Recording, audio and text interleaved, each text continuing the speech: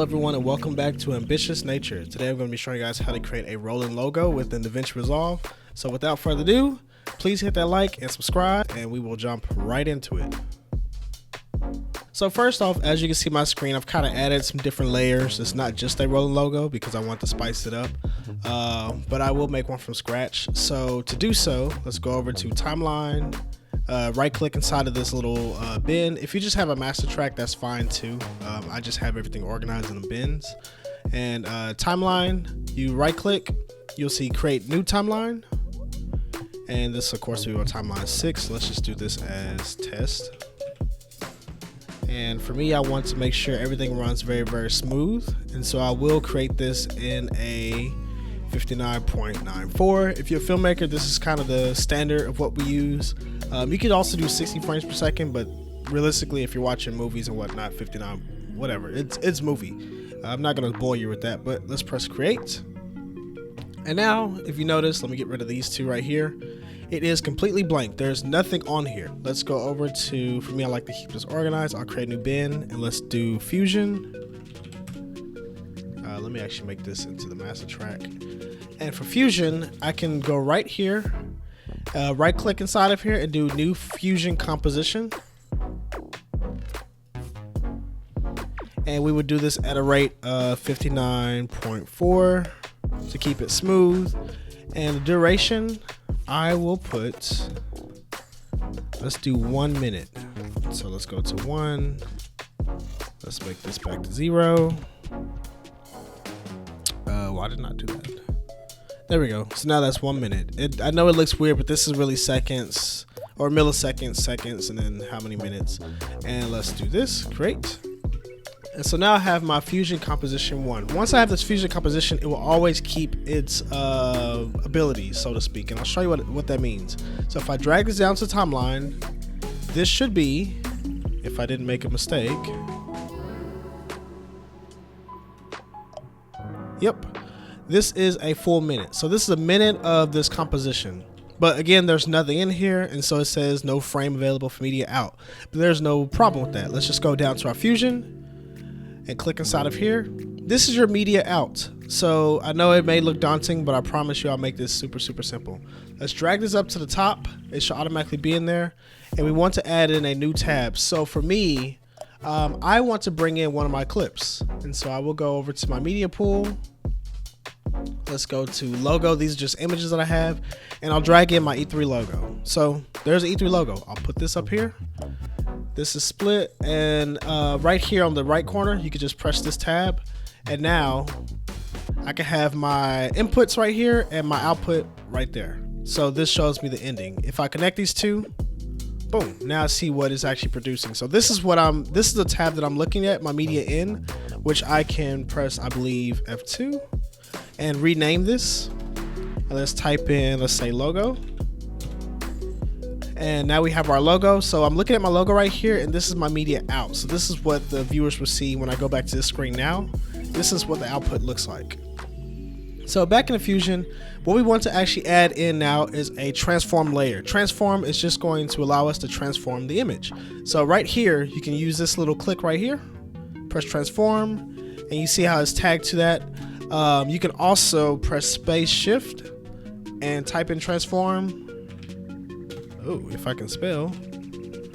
Press enter and it should automatically be tagged too. So there's two different ways to do so. If you press shift space, you will get a lot of different things that you can populate, but today we're just using transform. So transform, the cool thing about transform is this makes it so easy to do a very simple tool.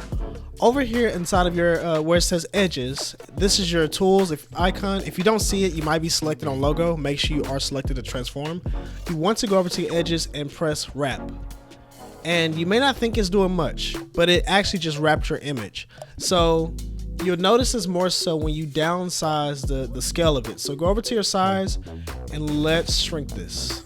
Now we're starting to get an infinite amount of my logo. So I'm going to make this about this size right here. I think that's probably okay. You don't have to follow the exact, I'll keep it like this since it's sort of in the middle. So I guess mine for this logo is 168. All right, so now we have this tab. So again, my logo, I'm looking at what's happening right here. this output is what it's going to look like. And even though this is transparent for the background, when I go back into the edit page, it will be transparent still, but when you deliver it, if it's an MP4, it will be black. If you want to keep it like this and keep it transparent, I will show that later in this video. But let's go back to Fusion. So we have our transform tab. The way that you make this animate, if you notice, these are, what is it, how many frames, like almost 4,000 frames, 3,600 frames roughly.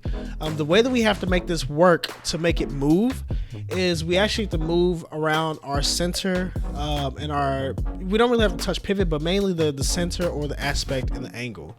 And so I'll show you what that means. So I'll just click here. I'm not going to highlight anything quite yet. If I change the angle, it will rotate my images just like so. So if I want to have them going down at an angle like this, I can. If I want to keep them straight up, I can. If I go to my aspect ratio, it will shrink and kind of thin it. If you want to make it look unique, you can do so that way. You can also flip the images if you would like to. And you can also choose to move the center, the Y or X axis. So I'll make these back to 0. The other cool thing too is you don't only have wrap, you also can do duplicate, which will kind of duplicate this one singular image, but it's not really used for this particular fashion. Or you can do mirror, where you can rotate and flip your images and it will do it based upon rows. I'll just show you the wrap feature, but I want to go over to the very beginning. So make sure this says 0, this is your frames right here, and make sure we are in the transform layer. And I want to click right here on the red icon. Turn this into red right here on the where it says center across. So that's the beginning. At the beginning, it will look like this. If I go all the way down to the very end, I can move this center, or I can choose to type it in. But let's move it. Let's probably do, I'll say 2. We'll see how fast that is. I don't know how fast it will be. And let's go ahead and make this 2 as well too. So if you notice, there is a line that kind of goes out of it. So this is where it's pulling from. So if I go back to the beginning, everything should start to rotate. And let me actually fill this back to screen so you guys can see. If I go back to the very beginning and press play, now it's raising up. So I'm already getting my logo floating. Again, if I want to do the opposite of that, let me go back to the very end of this. And let's make this go down. And let's bring you this way. Let's still do 2. And let's do -2. Okay, so now we'll start to angle down. But as you know, I still have that transparent layer. So what I will add now is my background. So you can click this again and press right here on the background. It will automatically create a merge and background node. So to put it plainly, your green is your foreground, your yellow is your background. And so we want to actually make background the background. So I'm going to actually take this off, and that way we can see it all again. And I will move this over to the green. I believe you can do it the other way too and make the green go back to this. Yeah, sure. And then we'll bring the yellow down to this. And now the background is actually in the background. So I can actually change a lot of cool things with this. I can choose to leave it in solid color, which I can now select whichever one I would like to make it pop or keep it the same. I can go back into horizontal, which can change the color level. So I'll put blue and let's do purple. That way you guys can see what's happening. So that's my horizontal. This will be more vertical. It just kind of comes down if you would like that. And for me, a lot of times I use 4 corners, which allows you to have a variety of different colors. So I'll put orange, and I guess I'll do red, give it more Instagram-y type of colors. And then of course you have your gradient. Oh, sorry, I didn't select it. Gradient, which for gradient, it doesn't really tell you how to use it, but click this arrow. Even if you don't see it do anything, click the arrow and click this. Let's make this yellow or orange, and then make sure you click the arrow. Sometimes you see it change to the right color, and click purple. There you have it. So these are your different options if you do choose to color it this way. For me, I'm going to keep this for the sake of this video actually on solid color, and I will do black. And I'll show you why in a second. So I have my logo, everything's already playing through, and this is moving the entire time at whatever speed for a whole minute. And that's pretty much it for this rolling logo type of creation. So let's say you had a picture that you would like to see and the logo is just too blinding. Your background logo is. All you want to do is click your cloud. For me, this is the clouds right now. I'm going to make this at a 20, and let's make this at a 20 as well. Oh, sorry, I have the checker background. Let me turn it off so you guys can see what it's actually doing. Let's go to view background and make black. So this will kind of be the background of your images, and it would just play behind there. For those that want to create a alpha layer and have this with a transparent background, all you want to do is disengage your merge and background layer. So I'll take these off. I'll move these out the way for now. Go over to media out and it will be transparent. If I go back to my edit page, I can double check that. So this is it right here. If you don't see the same checker background, just go to the viewer and it will show the option for checker, black, or gray. I just leave checker because it's easier. It reminds me of like Photoshop. And we'll go over to our deliver page, and you want to make sure you play around with these settings. So typically it will be set to MP4. If you have a MacBook, it may be in QuickTime, but the setting you want to use is actually this right here, the MXF OP1A. And just make sure the settings are the same with the D and HR. Don't worry about all the names. Just line it up like this, click the export alpha, and when you do so, this will actually have a transparent background and not this black that you see right here. And to prove that, I actually have a clip which you can see right here, which is .mxf. If I bring this over, I'll bring it over to, actually I'll just bring it right here, that's fine.